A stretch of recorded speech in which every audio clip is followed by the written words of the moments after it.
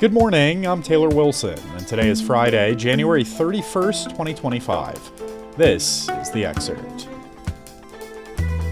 Today, the latest from the aftermath of a plane and helicopter crash that left no survivors this week.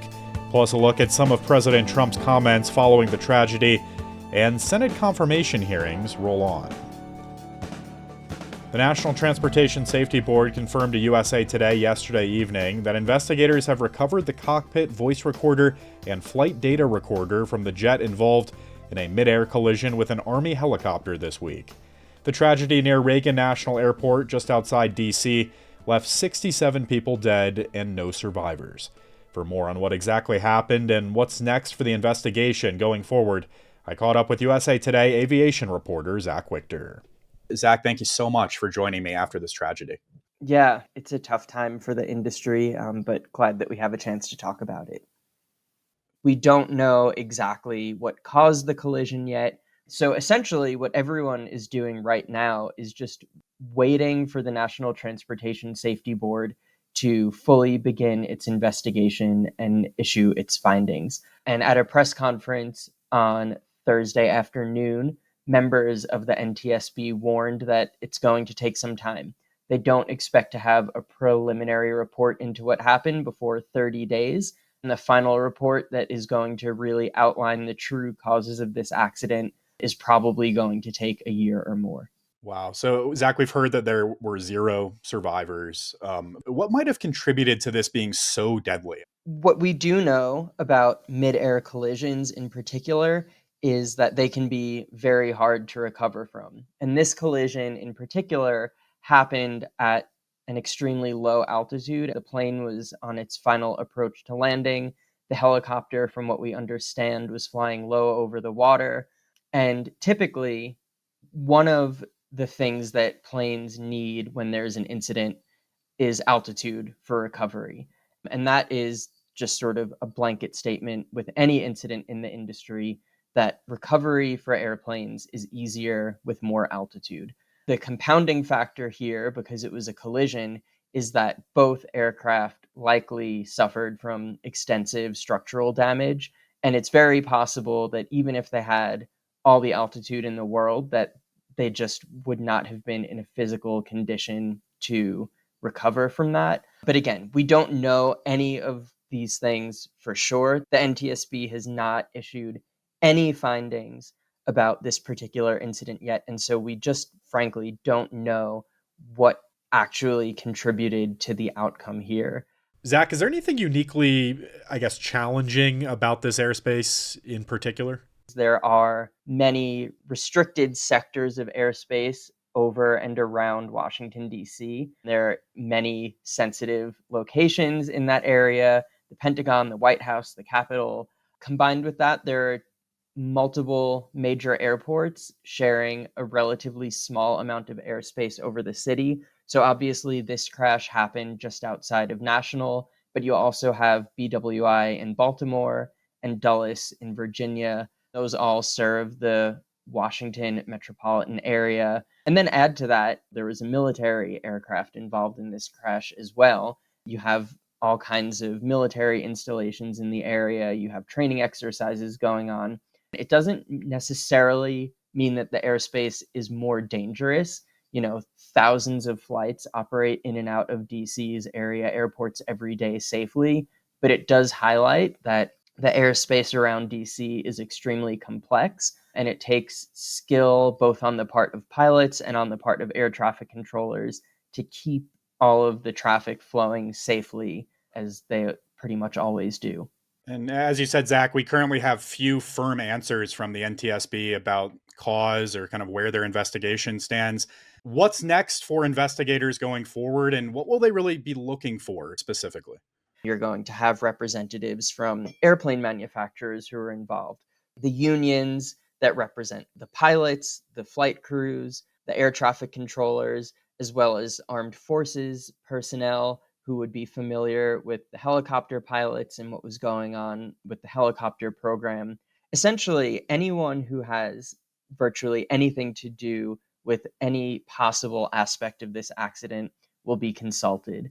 The NTSB is also going to be looking for physical evidence. They're going to be examining the parts of the wreckage of both aircraft. They're going to be looking into the data recorders and the voice recorders on the commercial jet. We all, after a tragedy, want answers as soon as possible. And the fact is, the NTSB is really great at what it does. And part of what makes it so great is that they are thorough and don't rush things. And so it's really just going to take some time. Zach Wichter covers aviation and travel for USA Today. Zach, I really appreciate the insight and perspective here, as always. Yeah, my pleasure. Thanks for having me on. We're learning more about some of those killed in this devastating tragedy. They include at least 10 members of the figure skating community, among them Vadim Naumov and Evgenia Shishkova, who won the 1994 World Championships as pairs figure skaters for Russia before moving to the United States and becoming coaches. Teenage figure skaters Gina Han and Spencer Lane, as well as their respective mothers, Jin and Christine, were also on the flight. You can read more with a link in today's show notes. In the aftermath of the crash, President Trump yesterday criticized the hiring practices of his predecessor that promoted diversity, equity, and inclusion. I spoke with USA Today democracy reporter Aaron Mansfield for more. Aaron, hello. Thank you for joining me here in this really tragic week for America. Thank you for having me. So, Aaron, what has the president said about DEI in the wake of this tragedy? Yeah, so the president really is not a fan of DEI or DEIA, diversity, equity, inclusion, and accessibility. And so he made that clear in comments where he was giving a press conference and he was talking about the aftermath of this terrible plane crash. And he really started going into what he considered lowered standards in the Federal Aviation Administration. In his view, they lowered standards in order to bring in people with disabilities and other diverse candidates. This has really hit the disability community pretty hard. This is not something they were expecting, even though, he's been president for about a week and a half, and he's signed several executive orders trying to do away with DEI or DEIA. This was definitely new, and it really struck a lot of people.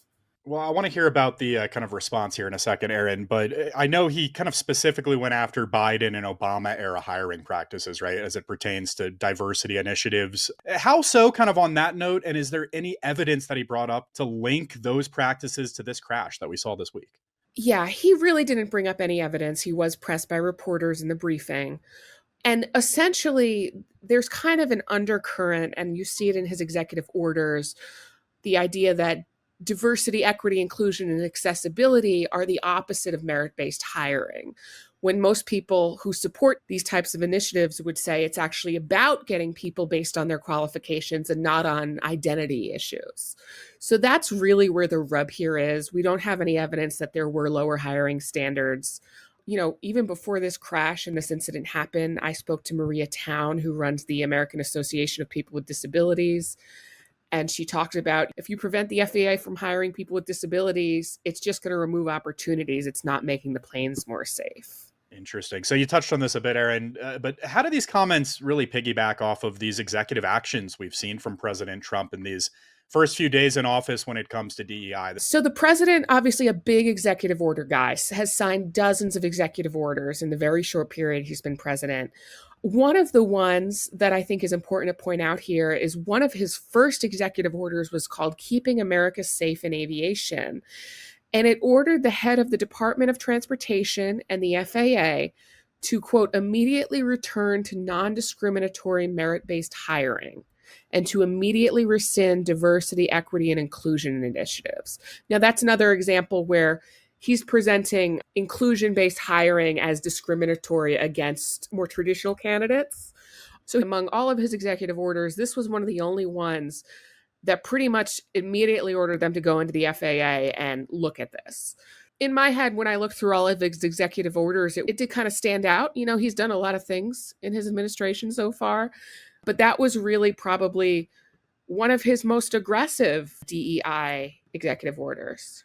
So I know we also saw Trump sign an additional presidential memo later yesterday afternoon as it pertains to some of what we've been talking about, Aaron. What was in this memorandum? What it really did was it told the FAA to review safety protocols and changes to hiring decisions that were made over the last 4 years. So it's really kind of ordering an audit of the FAA under Joe Biden is essentially what it's doing. It says that it needs to include a systematic assessment of any, quote, deterioration in hiring standards and aviation standards.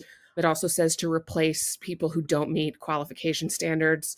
The other part of this memo really reiterates what he said in the press conference. He said that this very unfortunate plane crash happened following problematic and likely illegal decisions during the Obama and Biden administrations. Now, just to be clear, he doesn't say exactly what those are, but he did accuse them of minimizing merit and competence in the FAA. It kind of just expands on what he already instructed the FAA to do, and it also doubles down on some of the talking points from earlier. So, as you mentioned, we heard from Maria Town earlier. Just generally, what have critics said about Trump's comments here after this crash and his general crackdown on DEI? What else have you heard? Another staffer with that same organization where Maria Town came from said they felt like they were thrown under the bus. Another notable response came from Pete Buttigieg, who used to run the Department of Transportation under Joe Biden. He said that his team, quote, put safety first, drove down close calls, grew air traffic control, and had 0 commercial airline crash fatalities. So he is really putting his record up against the Trump administration. And frankly, he didn't even talk much about the DEI part. He really spoke about the results. Erin Mansfield covers democracy for USA Today. I know you're so busy, Erin, so I appreciate you carving out some time for us, as always. Thank you for having me. I appreciate it. 3 of President Donald Trump's nominees for top jobs in his administration faced tough questioning during Senate confirmation hearings yesterday.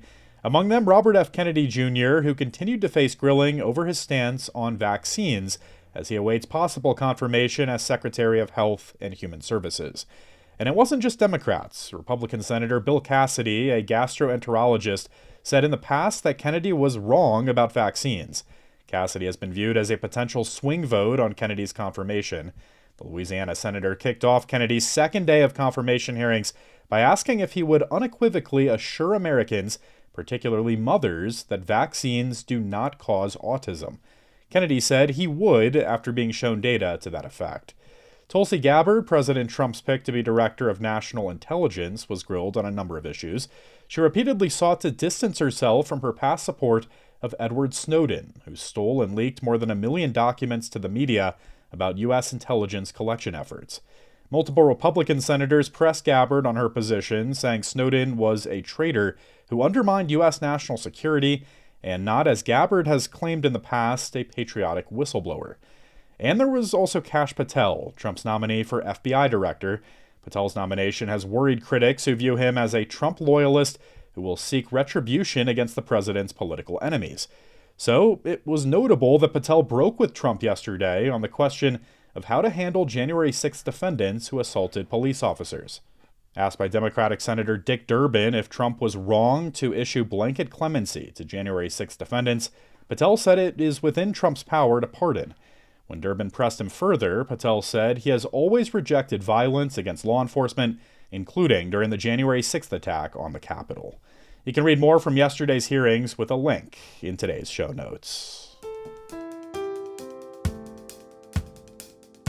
8 hostages, 3 Israelis and 5 Thai nationals, were returned to Israel yesterday after spending 482 days in Hamas captivity in Gaza. They were freed in an at times chaotic handover in connection with a weeks-long ceasefire and hostages for prisoner swap between Israel and Hamas, aimed at ending 15 months of fighting. They include kidnapped Israeli soldier Agam Berger, whose family USA Today has been speaking with while he was held captive. In exchange for the hostages, Israel will free Palestinian prisoners, 50 for Berger and 30 for each civilian. Israel holds an estimated 10,000 Palestinians in its prisons. Some are held for relatively minor offenses, such as throwing stones at Israeli soldiers. Some have not been charged at all. Some have been convicted of what Israel calls terrorism, but Palestinians often describe as their right to fight back against an occupying military. You can read more with a link in today's show notes. And thanks for listening to The Excerpt. We're produced by Shannon Ray Green and Kelly Monahan, and our executive producer is Laura Beatty. You can get the podcast wherever you get your audio, and if you're on a smart speaker, just ask for The Excerpt. I'm Taylor Wilson, and I'll be back tomorrow with more of The Excerpt from USA Today.